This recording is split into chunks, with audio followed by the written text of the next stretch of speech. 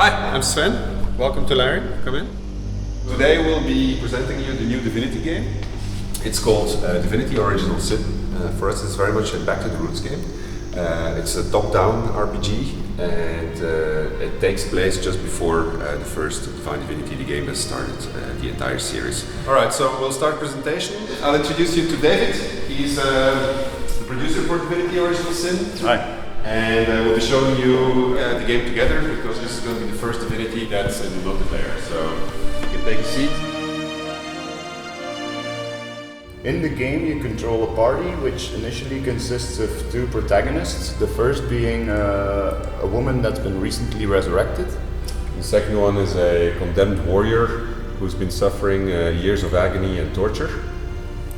And what's special about them is that they're able to resist and control a strange new form of magic which is being used by the forces of chaos against the inhabitants of Rivellon. We're joined in multiplayer, and in single player you control both these characters.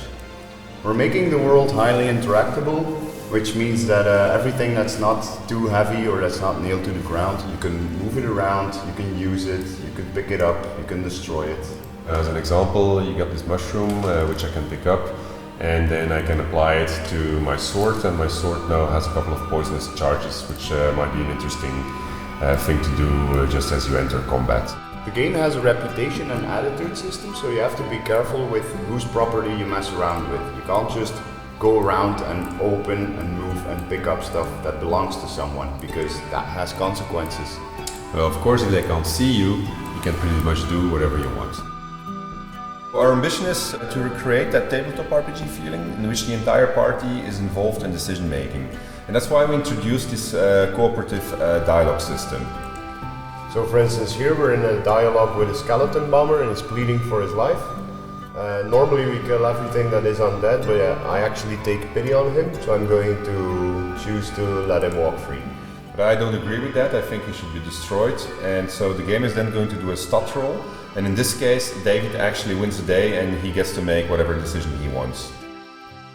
The special magic, which we call source magic, allows us to manipulate the elements. For instance, I can make it rain, and everything that is wet I can then turn into ice. The problem with ice is that it's very slippery, and as you can see, that can cause some pain.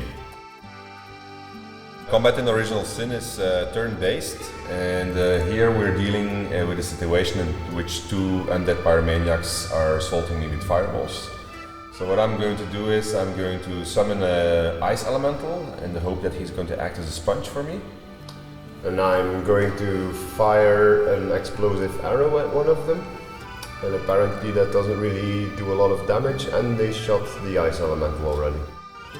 So they seem to be very resistant to fire, so what I'm going to do is I'm going to cast a fireball, but I'm going to aim it actually at the ice. And that's going to turn it into water.